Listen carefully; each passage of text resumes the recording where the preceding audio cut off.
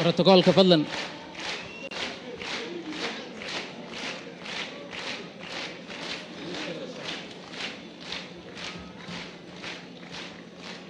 بسم الله الرحمن الرحيم. صومالي هنولاتو صومالي هنولاتو هاي أما سنتين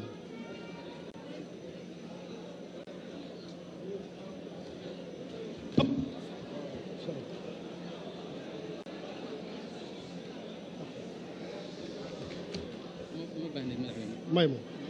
ساسوير.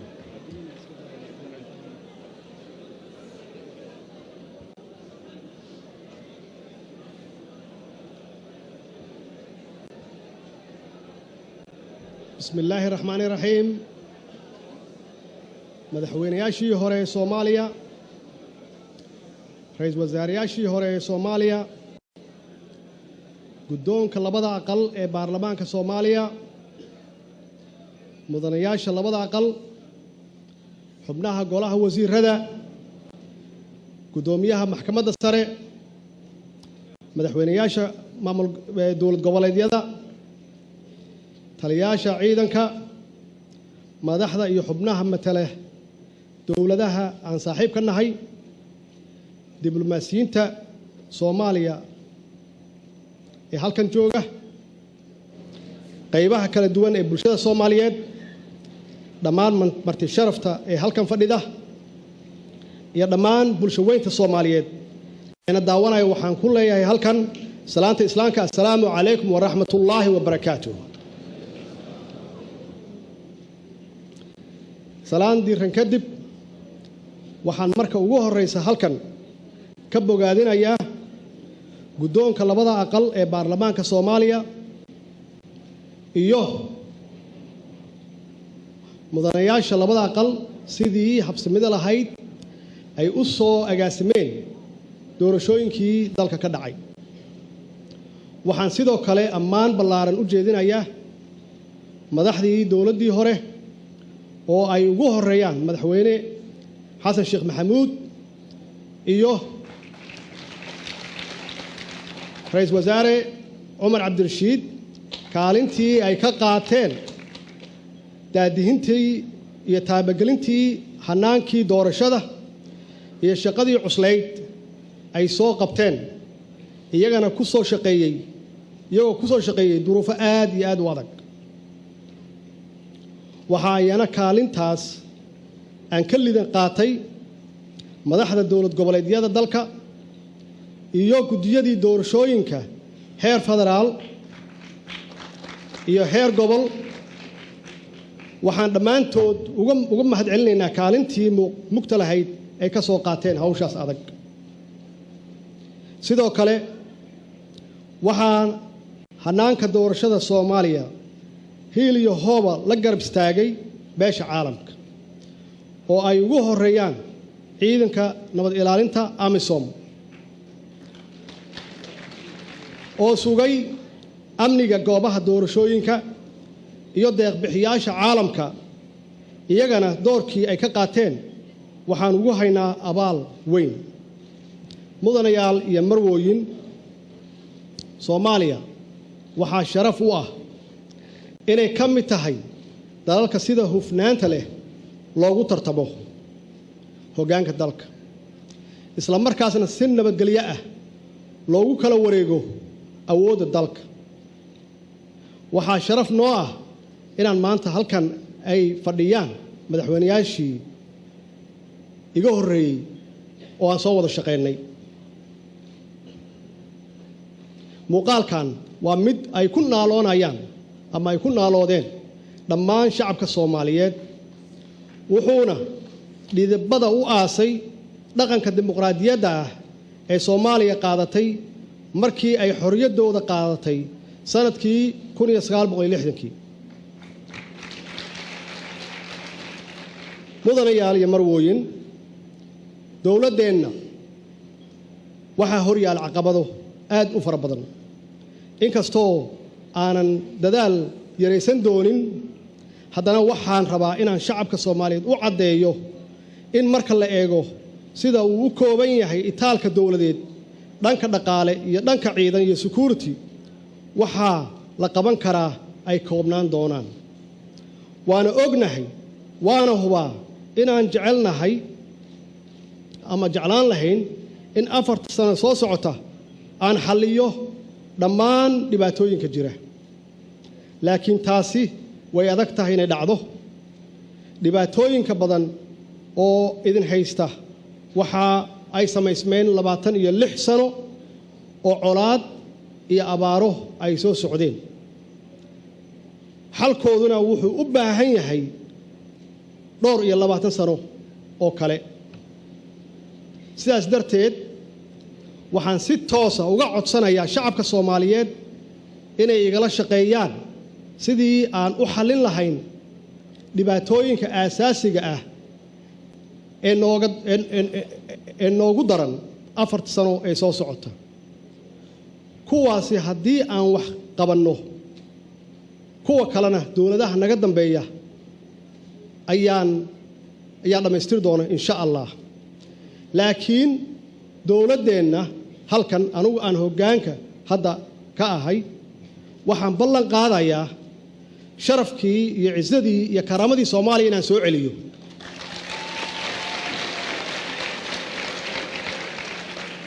caqabadaha ugu waaweyn ee hor yaalla waxa kamid ah amni xumo baahsan dhibaatooyin bini'aadanimo sida abaaraha haatan ka jira dalka dhamaystirka dib u heshiisiinta beelaha Soomaaliyeed xoojinta sareynta sharciga iyo nidaamka cadaaladda dib u soo celinta kalsoonida ay shacabka ku qabaan dawladooda yareynta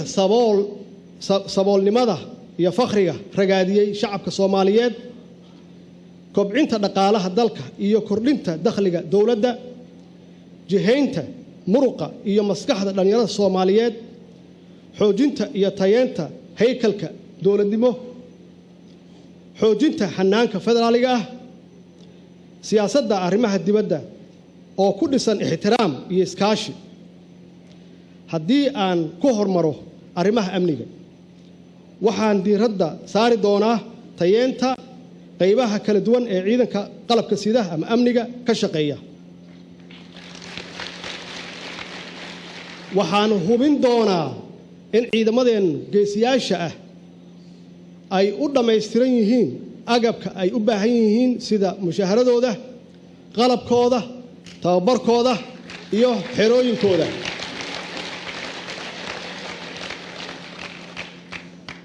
sida la wada ogsoon yahay ciidanka nabad ilaalinta AMISOM oo hadda nala jooga oo ay ka mid yihiin Uganda Kenya Burundi Djibouti iyo Ethiopia runtii hawl wanaagsan ay qabteen oo aan u baahnayn waxaana hadda socda oo ay buuxsantay 10 sano muddadaas dheer waxay naf iyo maalba u hureen sidii ay garab noogu siin lahaayeen dib u yeegleelidda ciidanka qaranka oo amnigeena ku filan dad badan baa ka dhintay dad badan baa ka dhaawacmay waa inaan mar walba xasuusnaano hadafkaas in badan oo kamid ah wuu hirgalay balse in badan ayaa wali harsan xukuumadaydu waxay AMISOM kala shaqayn doontaa hadduu Ilaahay yiraahdo in muddo kooban hadafkaas lagu hirgeliyo oo ah dhismaha ciidankeena si ay Soomaaliya u yeelato ciidan qaran oo amniga dalkeena iyo dadkiisa u shaqeeya mudanayaal iyo marwooyin gobollo badan oo kamid ah dalka waxaa in dhawaanba afeeyay abaaro ba'an oo dad iyo dunyaba baabi'iyay muuqaalada xoolaha la'aanaya iyo dhulka xaalufay waa kuwa aad u xanuun badan abaarahan waa kuwa soo noqnoqday iyo macaluush oo marar badan horseeday macaluul fara badan sida dhacday sanadkii 2011 haatanna laga cabsi qabo xukuumadeenna ilaa shacabku dhan waa wada leeyihiin xukuumadan iyagaas ka leh oo kaashanaya khubaro gudaha iyo dibadda waxaan la imaan doonaa istiraatiijiyad cad oo looga waabto aafada abaaraha. istiraatiijiyadaas ayaa ku qotomi doonta mabaadi'da caalamiga ah ee adkaysiga aafooyinka ama resilience. intaas aan roob la'aan waxba laga qaban karin ilaan waa wax ilaahay shaqadiisa ah, haddana waxaa loo diyaar garoobi karaa natiijada ka dhalata. mudanayaal iyo marwooyin, dib u heshiisiintu waa geedi socodka soo bilowday 12 sano ka hor, welina way socdaan. dowladeennu waxaa mas'uuliyad gaar ah iska saari doontaa dhammaystirkii dib u heshiisiinta bulsho. waxaa ceeb nagu ah in sanadka 2017 ay weli kala qabsan yihiin ama kala baxsan yihiin ama kala qaybsan yihiin qoysas wada dhashay oo hal magaalo degan. habeenkii la doortay soo hodintaas waa la isaga gooshay iyadoo aan cidna looga amar qaadan.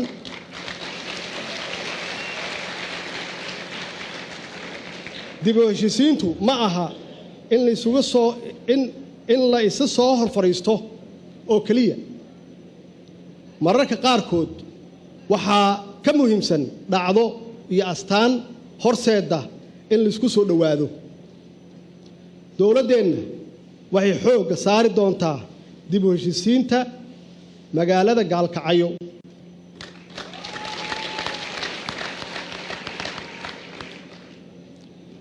si xal waara loogu helo waxaana u mahadcelinayaa madaxdii iiga horeysay xilka oo dadaal buuxa ka geystay arrintaas, iyo qaramada midoobay iyo midowga Afrika oo runtii aad iyo aad aan ugu mahadcelinayno shaqadii halkaas ka qabteen ee dadka waalaha lagu heshiisiinayay. dowladeennu waxay la imaan doontaa hannaan cad oo loo maro dib u heshiisiinta beelaha walaalaha ah ee Soomaaliyeed ee ku dirirsan dacallada dalka. waxaan ku kalsoonahay in wax badan aan ka qaban karno insha Allah hadduu Ilaahay yiraahdo. wada hadalladii u dhaxeeyay dowladda dhexe iyo walaalaheen Soomaaliland waxay ahayd tallaabo wanaagsan oo hore loo qaaday. waxaana naga go'an in aan sii wadno si aan uga maray dhalino hadduu Ilaahay yiraahdo. mudanayaal iyo marwooyin, sarreynta sharcigu waa udubdhexaadka dowladnimada. sida ugu habboon ee lagu gaari karana waa xoojinta iyo tayeenta nidaamka cadaaladda dalka. dowladeennu waxay dib u eegis qoto dheer ay ku samayn doontaa nidaamka cadaaladda,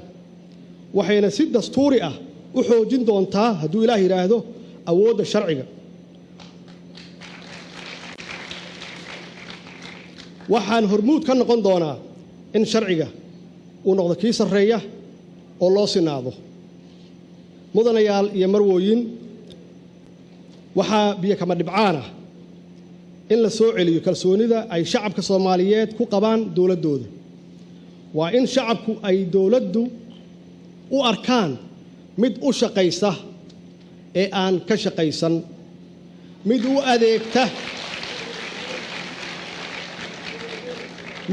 u adeegta ee aanan ka adeegan, mid u turta oo aan ku tuman, mid u roon oo aan raran. taas si loo helo dowladdu waxay qaadi doontaa tallaabooyin cadcad oo dib loogu soo celinayo kalsoonida luntay ee shacabka iyo dowladda. dowladdu waxay astaan u noqon doontaa adeega shacabka.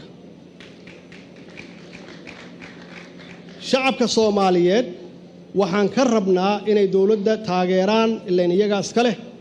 waxaan ka rabnaa inay nagala shaqeeyaan amniga waxaan ka rabnaa inay dhiibaan canshuurta ama dhaqaalaha dawladda ay ku shaqaynayso maxaa yeelay daacad kastaan ahaado waxaan ka shaqayn karaa oon maamuli karaa wixii lii dhiibtay marka waxaan ka codsanayaa shacabka Soomaaliyeed inay dawladoodu taageeraan oo dhaqaalaha aysan ka hakran oo ay canshuurta bixiyaan mudanayaal iyo marwooyin marka laga soo tago amni xumada cadowga labaad ee ragaadiyay dalka iyo dalkan iyo dadkan waa saboolnimo iyo fakhri oo baahsan shaqala'aantu waxay ka mid shaqala'aantu way ka badan tahay 80% taasi waxay keentay in dhalinyarada Soomaaliyeed oo matala in ka badan 70% ay rajo beel noqdaan isla markaasna dalka ka hayaamaan iyagoo u baxsada Yurub iyo Ameerika in badan oo kamid ah oo wiilasheen iyo gabdhaheenna waxay ku dhamaadeen oo ay ku baaba'een oo ku dhinteen badaha u dhaxeeya Afrika iyo Yurub qaar kalena oo badana waxay ku jiraan xabsiyada ku yaala dalalka ay u tahriibeen iyo dalalka ay joogaan qaarkood xitaa qaar badan oo kamid ah oo dhalinyarada ay marin habaabiyeen kooxda argagixisada ah oo waa kuwa rajada iyo nolol ka raadiyay inay kooxahaas ku biiraan aniga waxaan ahay waalid leh caruur furaya ah waxaan dareemi karaa xanuunka ay leeyihiin in ubadkaagii ay badda ku dhintaan ama ku dhamaadaan ama lagu haysto xabsiyo shisheeye dawladdeena waxay ahmiyad weyn siin doontaa kobcinta dhaqaalaha iyadoo taabagelin doonta barnaamijka qorshaha horumarinta qaranka ee xukuumaddii iga horeysay ay samaysay in badan dawlad goboleedyaduna ay ansixiyeen isla markaana deeq-bixiyaashu ay soo dhaweeyeen qorshahaasi wuxuu si cad u qeexayaa dhabaha loo marayo kobcinta dhaqaalaha wuxuuna ahmiyad gaar ah siinayaa jihaynta iyo howlgelinta dhalinyarada Soomaaliyeed qorshaha horumarinta qaranka ee 3 sano oo soo socota wuxuu abuuri doonaa fursado shaqo iyo kuwa ganacsi oo aad u badan wuxuuna horseedi doonaa in la dhiso qaybo muhiim ah oo ay ka mid yihiin kaabayaasha dhaqaalaha dalka dawladdeena waxay hubin doontaa in qorshahaasi uu ka tarjumo baahida iyo aragtida dawladda dhexe iyo dawlad goboleedyada oo dhan mudanayaal iyo marwooyin Soomaaliya waxay qaadatay hanaanka federaalka ah dawladdii hore waxay ku amaanan tahay inay soo dhistay 4 dawlad goboleedyo iyadoo Puntland ay horay u sii jirtay hooyana u ahayd hanaanka federaaliga ah dawladdeenu waxay ka sii ambaqaadi doontaa halkii ay maraysay insha Allah waxaana xoojin doonaa wada shaqaynta iyo iskaashiga ka dhaxeeya dawladda federaalka ah iyo dawlad goboleedyada gaar ahaan dhinacyada amniga dawladnimada ganacsiga iyo arrimaha bulshada waxaan dhisi doonaa gudiyada ay dastuurku faray ee loo asteeyay inay xoojiyaan cilaaqaadka dawladda federaalka ah iyo dawlad goboleedyada si gaar ah waxaan dawlad goboleedyada isaga kaashan doonaa sare u qaadaynaa dakhliga labada dhinac wadaageenna khayraadka dabiiciga ah xoojinta ganacsiga u dhaxeeya gobolada iyo dabcan wada shaqaynta hay'adaha amniga iyo kuwa cadaaladda dawlad goboleedyadu waa baalashii ay ku buubi lahayd dawladda federaalka ah dawladda federaalka ahna waa indhihii ay dawlad goboleedyadu wax ku arki lahayd iskaashigoodu waa laba huraan waxaana dhowaan safarro ku soo kala bixin doonaa insha Allah dhammaan xarumaha dowlad goboleedyada anigoo dhageysan doona madaxdooda iyo bulshada intaba mudanayaal iyo marwooyin 10 sano ee la soo dhaafay Soomaaliya waxay soo ceshanaysay xiriirkii caalamiga dowladdeenu waxay la imaan doontaa siyaasad arrimo dibadeed oo ku qotoma laba arrimood oo muhiim ah oo xasaasi ah koow iskaashi labo ixtiraam dowladdeenu waxay culays weyn saari doontaa inay iskaashi dhow la yeelato dalalka kale gaar ahaan kuwa aan bahwadaagtanahay ee gobolka geeska Afrika midowga Afrika jaamacadda Carabta ururka Islaamka midowga Yurub iyo Mareykanka iskaashiga ugu muhiimsan ee laba dal dhexmara waa midda ganacsiga waana midka ay Soomaaliya si weyn ugu baahan tahay dowladdeenu waxay abuuri doontaa jawi sahla iskaashiga ganacsigaas waxaan dhameystiri doonaa sharciga maalgashiga dibadda oo uu ansixiyay baarlamaankii hore waxaana sameyn doonaa wakaalad ama hay'ad qaabilsan maalgashiga dibadda oo si hagar la'aan ah u raadisa in Soomaaliya la maalgashado si gaar ah dalalka aan dariska nahay waxaan la samaysan doonaa nidaam iskaashi ganacsi waxaan rumaysanahay in ganacsigu uu horseedi karo isdhexgalka bulshada iyo labada dowladood ay wax badan kala faa'iideysan karaan dhaqaalahooda oo kobca mabda'a labaad waa ixtiraam waxaana dalalka aan dariska nahay aan siin doonaa ixtiraam ay naga mudan yihiin oo iyagu oo ay ugu horeyso inaan faragelin annagu usan dhankeena ka imaan aynan ku samaynin arrimahooda gudaha iyagana intaas in la eg ayaan ka filaynaa insha Allah dardaaran aan rabo inaan u diro nabadiidka al-shabaab sidaad ogtihiin sanadkii la soo dhaafay qaraxyadii iyo ismadidintii ay sameeyeen waxay ku laayeen dad gaaraya 900 oo qof oo Soomaali ah oo waxba galabsan caruur ciroole iyo dumar u badan daraad waxay ku laayeen 30 dad maxaan ku radaa wax magarata ah oo waxba aan galabsan oo caruur iyo dumar iyo ciroole ah 40 kalena waa ku dhaawaceen waxaan u sheegayaa ummadda Soomaaliyeed oo 12 milyan in ka badan ah ma hor istaagi kartaan waxaan idin sheegayaa dhowr qof aad dishaan iyo hanti aad burburisaan Soomaali ku qalbi jabi mayso Soomaali maanta waa isku duuban tahay waxaan idin sheegaynaa khaasatan dhalinyarada Soomaaliyeed oo la khalday waxaan u sheegaynaa in maanta laga bilaabo aysan isku qarxin dadkooda Soomaaliyeed oo walaalaha ah in aysan dhibaateen ama aysan burburin hantida dalkooda uu leeyahay waxaan uga digaynaa in aysan dalkan horumarkiisa hor istaagi karinna waxaan diyaar idin la nahay inaan dhalinyaradaas la khalday aan gacmo furan ku soo dhaweyno oo aan siino waxay u baahan yihiin ay ku shaqaystaan iyo nolol kuwa u shaqeeya al-qaacida iyo ISIS iyo ummado kale oo dalkan aan doonin inay istaagto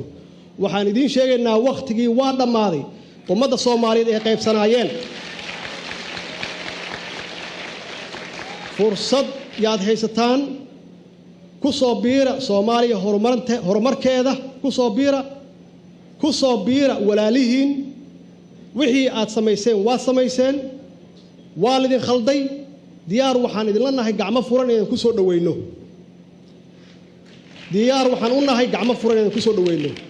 haddii aad ogolaan weydaan hadda 12 milyan oo Soomaali ah iyo idinkoo dhowr kuna kama hortagi kartaan walaalayaal guud ahaan ummadda Soomaaliyeed waxaan aaminsanahay sida aragtaan maanta in laba madaxweyne oo hore ag taagan yihiin waxaan noo bilowday jidkii iyo dariiqadii dimuqraadiyadda waxaan soo aragnay